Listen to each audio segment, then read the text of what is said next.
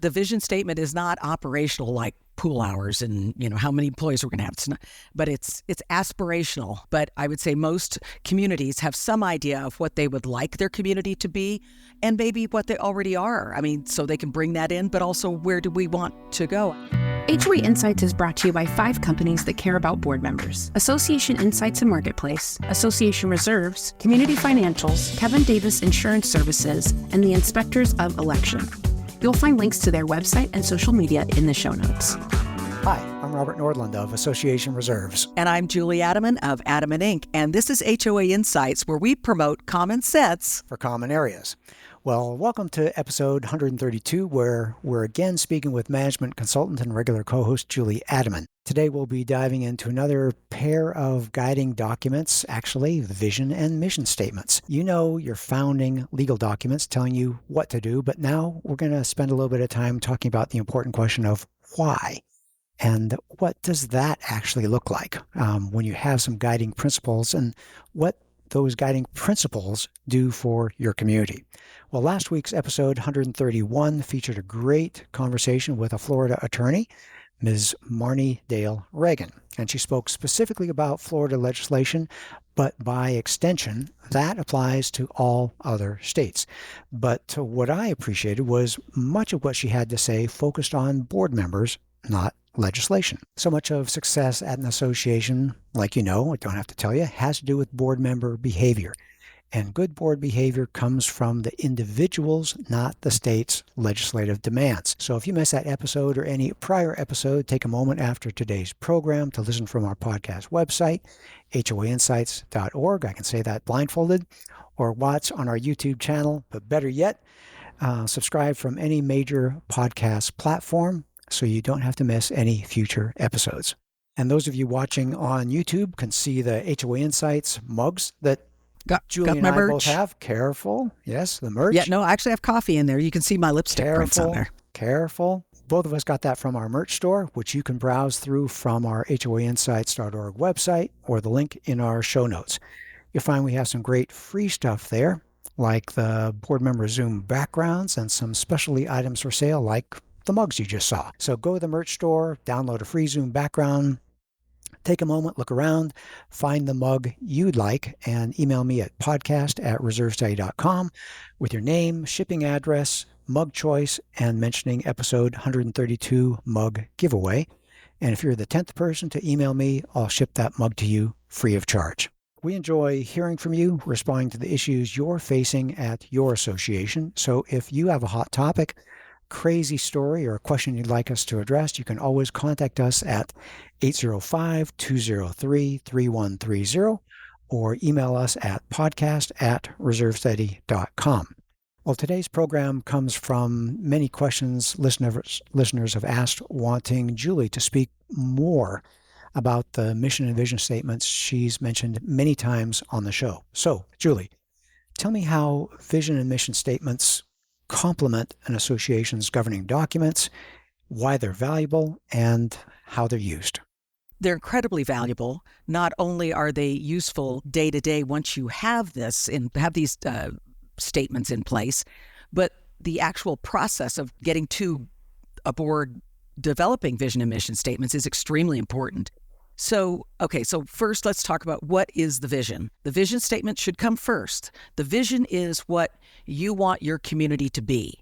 And it's always it's an aspirational goal, like the best community. Robert and I were just talking, the best community in Calabasas, California, to promote inclusivity and, and freeway access or whatever it is. But usually they're more aspirational and less practical like that. I did one for a large-scale property down in the Palm Springs area several years ago, and they ended up they wanted to be the best, golf community within the greater Palm Springs area, promoting inclusivity, and camaraderie and friendship, that type of thing, which is a really great way to be. And then that's where you start. And then... Well, actually, that's interesting because you said that's where you end, but you start with the end in mind. I've heard that said so many times. And so you're thinking, who are we? And that's all defined by your CC&Rs, or not who are we, but the legal documents. Yeah, what are we? We are 71 units. This is how many board members we have. This is how elections are. This is what common areas are. Blah. Careful. I know there's attorneys listening, but blah, blah, blah, blah, blah. A lot of pages. Yet that doesn't say what's inviting about us. What are we trying to accomplish here? And what do we want to be? Yeah. What do we want to become? And that can be so important as you're dealing with, I want to say, the minutia of running the association. It's summertime. What should our pool hours be? They could be anything, but is this why you look to a vision statement to say, okay, who do we want to be? And then everything backs up into that. Yes, the vision statement is not operational like pool hours and how many employees we're going to have. It's not, but it's aspirational. Yes. Who do we want to be? Who do we want to be? Yeah, what do we want to be? Yes, right. Yes. So it's not that defined thing like your documents are. But I would say most communities have some idea of what they would like their community to be and maybe what they already are. I mean, so they can bring that in, but also where do we want to go? I mean, what's the saying, Robert, that you'll never reach the moon unless you shoot for the stars and something like that. So you want to get out there, right? And then next, do you want to go on to the mission statement now? Sure. Well, yeah, I've got a lot of thoughts, but we'll come back to that. Give us the framework here. So the mission statement is what's considered the roadmap to the vision. So if you want to be the most inclusive golf community or whatever your association wants to be, that's your vision. That's where you want to be. And the mission statement is how you're going to get there.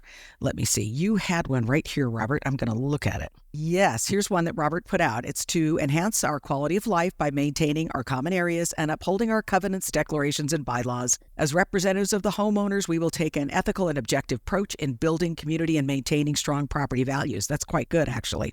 Okay. And then so if your vision, that's the roadmap to get where you want to be with the vision. Now, Robert had put together a vision as well, and I want to say this is very aspirational. It's great. To build a true community of friendly, caring, and respectful neighbors who cooperate with each other to affirm and grow the value of both our property and our friendships. Beautiful aspirational statement. You're going to get there through the mission statement. Okay, so if you have a vision statement that says, we want to grow the value of both our property and our friendships, then that means that when you come to budget time, and I'm sensitive to this, you're going to set aside enough money in reserves.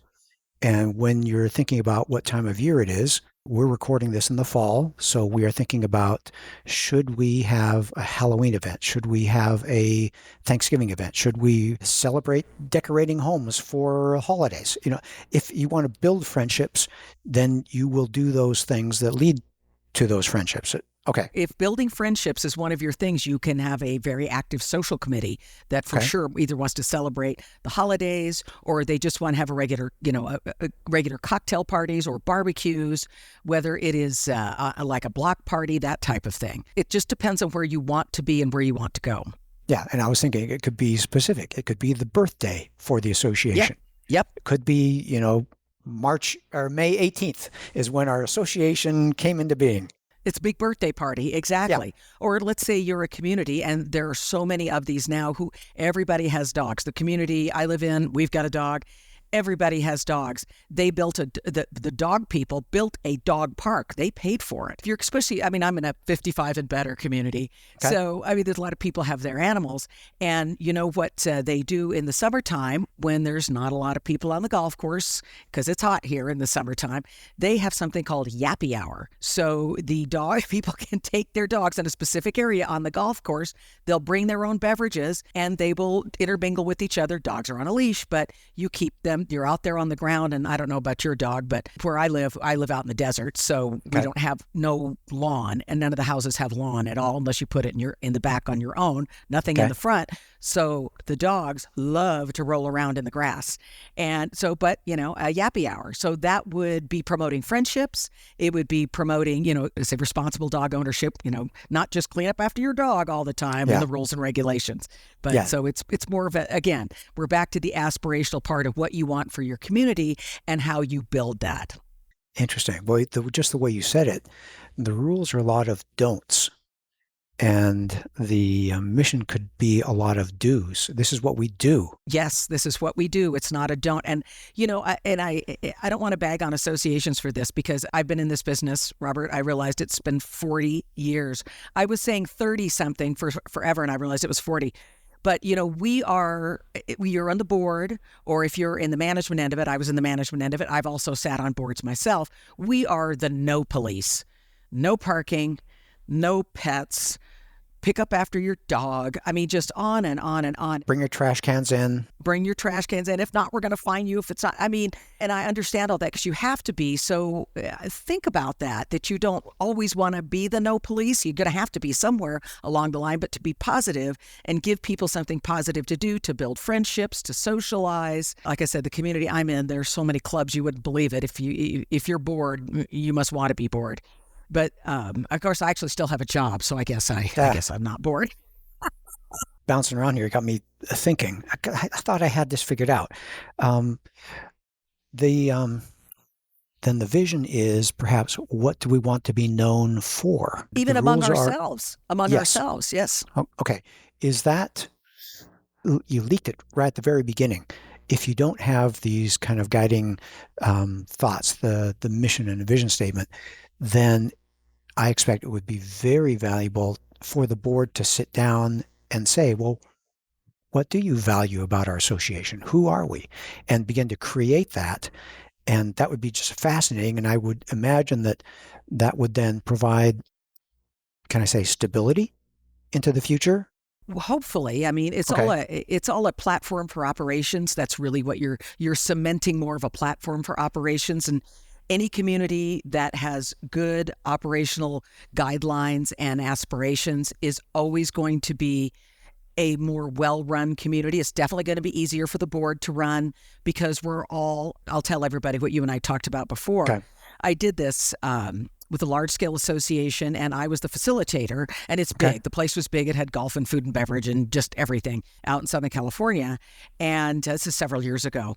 Anyway, they were a complete dysfunctional mess and had been forever. We finally got some new board members in there who wanted to change things. They wanted to be aspirational. They wanted to get the old guard out, which needed to happen. Okay. And so anyway, I was their facilitator. We spent 4 hours doing this. Go ahead. Committees that needed to die or board members that needed to cycle out? The latter and the former, both. All of the above. Let me check those boxes because it had been run by the same people for many, many years. They had zero reserves and they were over 30 years old. Ouch. Yeah, okay. I know. Really ouch. So these people were bigger thinkers and they really wanted to make things right. So it was a 7-member board. One was a crazy person, and so that didn't count. But one other person was, sorry, you all know you have the crazy person. Don't look at them. 1 out of 7 is actually pretty good. It's not bad. That's not bad. It's better than 3 out of 7. But anyway, and another person, they thought she was an enemy towards wanting to do this, and she wasn't. By the time we were done with this, we did 2 days, 4 hours each day. After 4 hours, you get meeting fatigue. And so the first day we did vision, and so I'm facilitating, so I had a big whiteboard behind me, and I'd say, okay, let's throw some words out there. What do you want to do? What do you want to be? And it just got fast and furious, and it was inclusive. It was, best, and they had all these wonderful aspirational things. But by the time we were done, so vision was first day, mission was second day. By the time we were done with the second day, they had gotten to know each other so well that the one woman they thought was an enemy, they realized was not, that she was actually quite an ally with some very good skills. They all knew each other so much better. And as I had said earlier, what you have to think of it is that once you go through, the process was just as valuable as the statements themselves. Once you go through this it's kind of a therapy session too. But once you go through this process, the board is more cohesive and they all had a much better idea about each other. So they may not all be singing from the exact same hymnal, but they are all sitting in the same pew or really close. And before they were not. They were all outside the chapel. I mean, and in their own worlds. Yeah. And then they weren't. It was hugely valuable to that association being able to weather some storms that came at them within that year. And they did a stellar job, just stellar. Julie, you've spoken so many times about communication and building community and Kevin Davis talks about lowering the temperature. And I think without a vision and mission statement, we have individuals, just like you said. I volunteer for the board. I'm on the board. And they may have their agenda, but once the association is more defined as who we are, then all of a sudden, does that help you become a team? Does that help you be, well, I'm Absolutely. thinking in football, the Raiders were known for being the Raiders. And it was no surprise that they were often the most penalized team in football. But no one's surprised. That's the Raiders. You build your own reputation and that becomes your culture. And I would think that would just help, not necessarily be the most penalized and be known for being knuckleheads. No. But have that definition of who we are. And it just guides how you go. Absolutely. What it does, it creates the team. Why? Because we had our guiding words. We came up with the actual statements by the end of the second day. They all got to know each other better. They felt they were part of a team. And even though they are individuals, they had a common purpose and a common goal. It is just like a football team, or it's like any kind of team sport, or it's like a good, a couple. If they are both going towards the same thing, husband, wife, they're going towards the same thing, family will be more harmonious. It's no different than with an HOA board. There's just more people in the mix. I always call this business, whether you're on the board or in management or whatever, it's life on the bomb squad, because things can be going swimmingly and then boom, everything blows up because you can't see it coming. But why is that? Because all we are people, and it's people. That's what we deal with. It's like I say, I can teach anyone how to get the lawns mowed. It's the heart. And I truly believe, I've lived it, I've seen it, I helped develop it with boards, is that they can go from dysfunctional 7, 8 people or 9 people to a much more cohesive group ready to go forward. And they may not all agree, because they're never all going to agree. No one's ever going to agree. What is it if everyone's agreeing, someone's not? What is that? If we're all thinking the same, someone's not thinking? Yeah, yes, and that's right. But these types of exercises and these types of statements will help people when they're on the board and they disagree and they want to vote no. They don't just make a big stink of it afterwards. They'll just say, well, I voted against. Someone will come up and say, why did we do that? And say, well, I voted against it, but we're doing it, so we're moving forward and we'll do it as well as we can, whatever that is. So people are much more likely to, this is the words, they have buy-in. They have buy-in to the board. They have buy-in to the community as not just as a physical entity, but as not an ethereal entity, but an aspirational thing of how the community wants to think of itself, and how you as a member of that community want to think of the place you live. How do you think of that? How do you think of the place you live? Yeah. Why did I buy here? Why? Yeah. What keeps me here? Exactly. Why am I not selling? I like the idea it promotes, well, you use the word cohesion. There's alignment, there's a common thread, all these kinds of things that help not just the board as they're thinking, when we get down to the details of what's the budget going to be, what are the pool hours going to be, if you have a golf course, what are we going to set the greens fees at to be inviting towards the outside public, or do we want it to be mostly kind of us private? Whatever it is, it will guide all those kinds of decisions when you know what are we trying to accomplish here. Exactly. Are we trying to have it be the most popular golf course? Well, if it's going to be the most popular golf course in your city, then the greens fees need to go down to get more rounds, all those kinds of things. And so having this thing at the top, the vision that allows you to know where are we headed. And I wrote down vision casting because it is that's aspirational. At this point in time, let's take a quick break, hear from one of our generous sponsors, after which we'll be back with more common sense for common areas, and we'll talk about actually creating these things. Hi, I'm Kevin Davis, the president of Kevin Davis Insurance Services. Our experienced team of underwriters will help you when you get that declination. We provide the voice of reason, someone who will stand by you. Our underwriters bring years of knowledge to our clients that can't be automated by technology or driven by price. As a proud Anwins company, we bring true value to your community association clients. We are your community association insurance experts. And we're back. Well, Julie, we had a lot of fun talking about what they were. And let's talk to the board members here who are listening and saying, wow, that sounds good.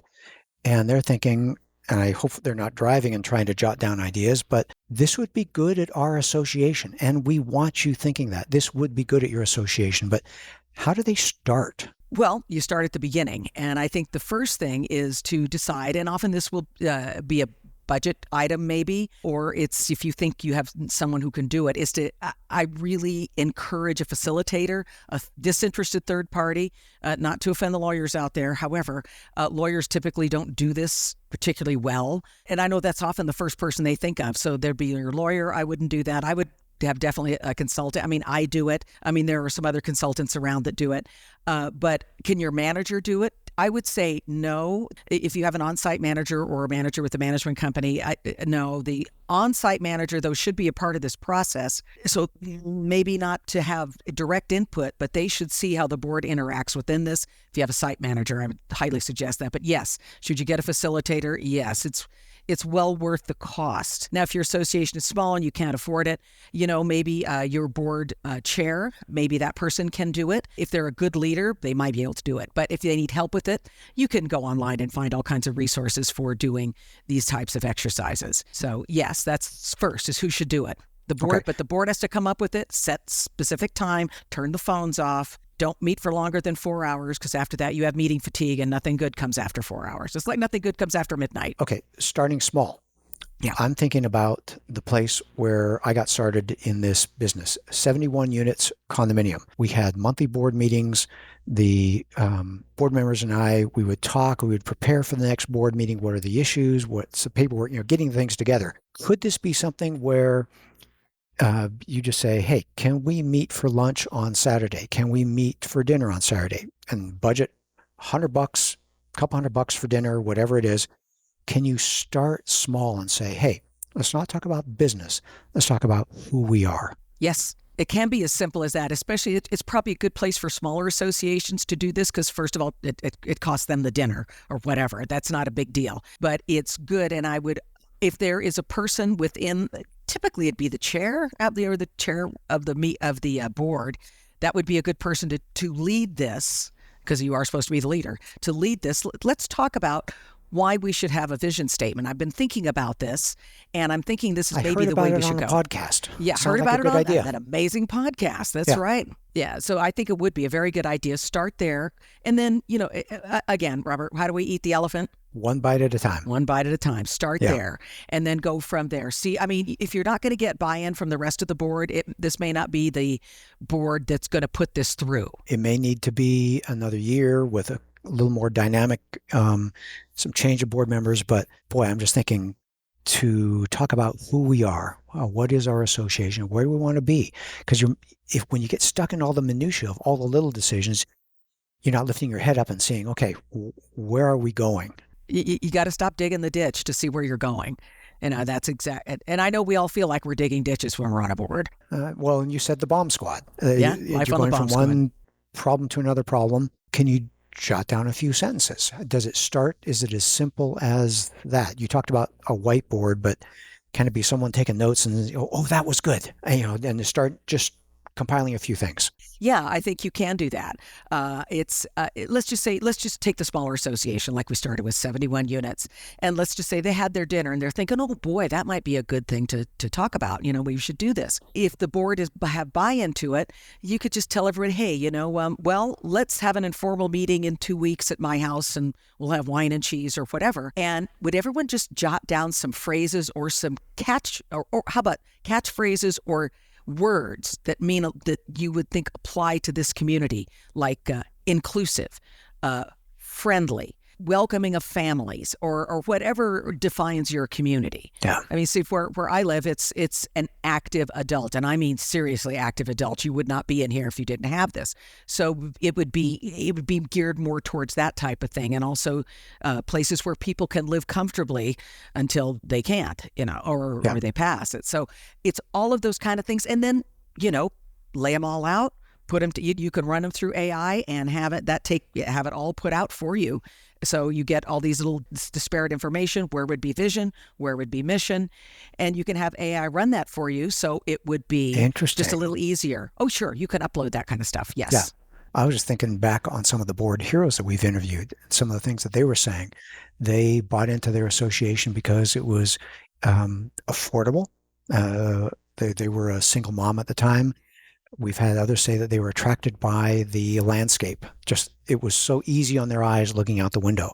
We had another that liked it because it was on the beach. And they just strolled with their dog on the beach every day. So what does that bring to you? The beach access, the pleasant environment. Just those are the kind of words you're... Exactly. Calming. The beach access, I just thought, oh, that'd be so calming. Just so wonderful, So yeah, it's all those type of things. So start from there. And then I think you just move from that. But you start with the vision, use those words and get what your aspiration is, where you want to be and viewed as by not just outsiders, but by the community itself. And then from there is the mission statement, which is how do we get there? We get there by, budgeting our money correctly or whatever. It's a little more operational, but not totally. I'm wondering if that may be good stuff to know so that when you are interviewing for a new management company, you can say, this is who we are. And if we like to know what our numbers are, sound financial footing, and all of a sudden the management company means, oh, wow, yeah, okay. For this place, we've got to have our numbers there by the 10th of each month, whatever it is. What about the value for the real estate agents who sell homes in your association? Is it something that you would communicate to them so they know what you're about? I don't think that's a bad idea at all. I hadn't really thought of that, but that could go out right out with any escrow package that is downloaded. There's typically, it's a package, obviously it's a PDF, but that could be right on the front, the vision mission statement. This is where we are. This is what we are. This is where we want to go. And, Robert, that reminds me, when I've talked to boards about this previously, they're like, oh man, I don't want to be stuck to this. What if it doesn't work anymore? Well, fear not, people. You can change this yearly if you want to, because over a period of time, your community is going to change. Your residents are going to change. And what fit 10 years ago probably doesn't fit now. And, let's redo it, because you've had such a turnover in your homeowners, turnover in board members. You may have already achieved the vision statement. So where do we want to go next? Yeah. So you're not married to it. You may change it as the situation warrants. And honestly, I encourage new boards to, like I say, maybe you've had a 5-member board and 3 or 4 are brand new to the board. Okay. It's really good to go through this exercise, review your current vision and mission statements and say, do you think these are still relevant to us? And let that board go through that exercise as well, because again, we're disparate people, but now we have a common goal, common mission. Yeah. Okay. So you can, and one thing I'm thinking is not necessarily change the essence of it, but I was thinking back at the association where I first bought into, I was thinking there were a lot of people there from different backgrounds. And that may have been what we said, but nowadays, maybe you say inclusivity, just different words, modern, like there's some associations that update their entryway sign just to make it look a little fresher. Fresh, yeah. Fresh. And maybe you need to freshen up the words. Exactly. It's like as we talked about this right before we got on the air, is that, it was a melting pot. The place you lived was like a melting pot. Well, now, okay, that would be great in the 80s or 90s, but you start thinking today it's inclusive. Yep. That's our general buzzword for that type of thing now. Yeah. And you don't want something dating you. You want something, especially the vision, that is guiding you forward. You don't want it slowing you down. Okay. How long, how short? Is it a slogan? Is it a few sentences? Is it a paragraph? It can be any one of those, but I would say no slogans. I don't like, what is the slogan you came up with, Robert? Oh, place to call home. Place to call home. Well, that's really good, but that's just a slogan. So, it's a place. I said that maybe that goes on your entryway sign. Happy Valley Villas, a place to call home. Fine. That's on your sign. That's not necessarily the essence of where you're going or how you're getting there. If you're just using a slogan, you're missing the point of the whole exercise and the whole purpose of it, because the slogan is just something that rolls off your tongue and you're done with it because you don't think anything about it. But when you start talking about being the diverse and inclusive community in the greater San Diego area or whatever, in the great area, by promoting, whatever, fiscal responsibility, blah, blah, blah, all these things you have, is that actually means something. Slogans, they just go right off. People don't think about it. Oh, and wow. it's lazy. Sorry. Yeah. And I suppose it could be reactionary. If your association was, I hate to say this, mismanaged, the board was stuck in their ways and moved the association sideways, maybe it's that mission statement that says, we will be financially accountable to our owners. We'll be transparent. We will, whatever it is. And you can start to say, we're going to run this place a little bit better than it was in the past. And that can be the way forward that they get to who they want to be. A new vision and a new mission. Yeah. Yes, Okay. exactly. Because things do change. Nothing is static. Okay. And that made me think maybe that's another reason, and again, no offense, to not have an attorney, because the attorney knows what the documents say. And hey, folks, don't do that. Do what the documents say. And I'm thinking what we're talking about here is, who do we want to be? And it's more flexible than maybe the mind view of the average attorney. Well, yes, and it's not their training.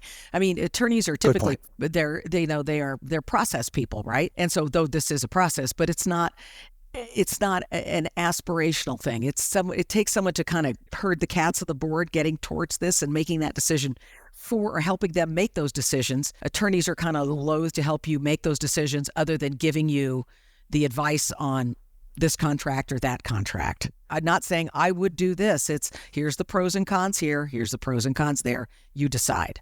Yeah. That's more of what they do. What about a former board member facilitating the discussion? Someone who's familiar with the association, but who has handed it off and said, these are some of the things we valued in the past. If they are certainly amenable, my only caution on that is if it's a board member that, was like, well, we did it much better back in the days and this is what we valued and you don't. So caution. But it don't can pick be them.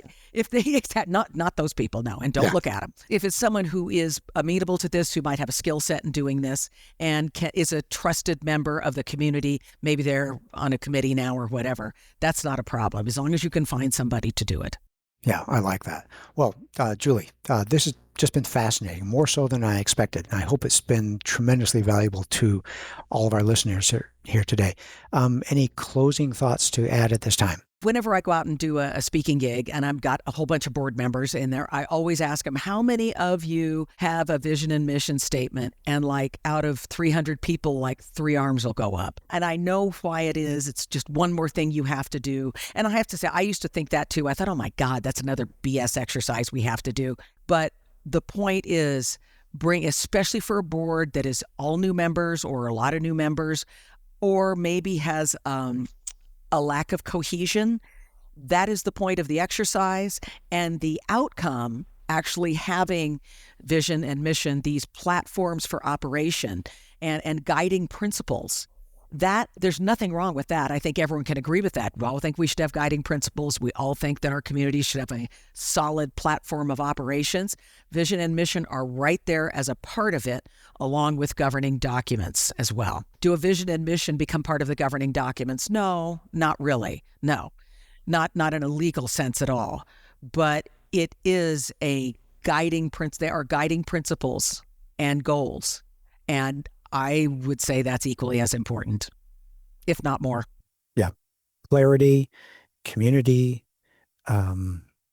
communication, those kinds of things. Cohesion. Cohesion. For those of you who aren't watching, I'm writing all this down. It'll be in the show notes. Julie, good stuff. Okay. Well, we hope you learned some HOA insights from our discussion today that helps you bring common sense, clarity, community, cohesion, things like that to your common areas. Thank you for joining us today. We look forward to bringing many more episodes to you week after week after week. We'll be here. And it'll be great to have you join us on a regular basis. Spread the word. You've been listening to HOA Insights, common sense for common areas. If you like the show and want to support the work that we do, you can do so in a number of ways. The most important thing that you can do is engage in the conversation. Leave a question in the comments section on our YouTube videos. You can also email your questions or voice memos to podcast@reservestudy.com or leave us a voicemail at 805-203-3130. If you gain any insights from the show, please do us a huge favor by sharing the show with other board members that you know. You can also support us by supporting the brands that sponsor this program. Please remember that the views and opinions expressed in this program are those of the hosts and guests, with the goal of providing general education about the community association industry. You'll want to consult licensed professionals before making any important decisions. Finally, this podcast was expertly mixed and mastered by Stokelight Video and Marketing. With Stokelight on your team, you'll reach more customers with marketing expertise that inspires action. See the show notes to connect with Stokelight.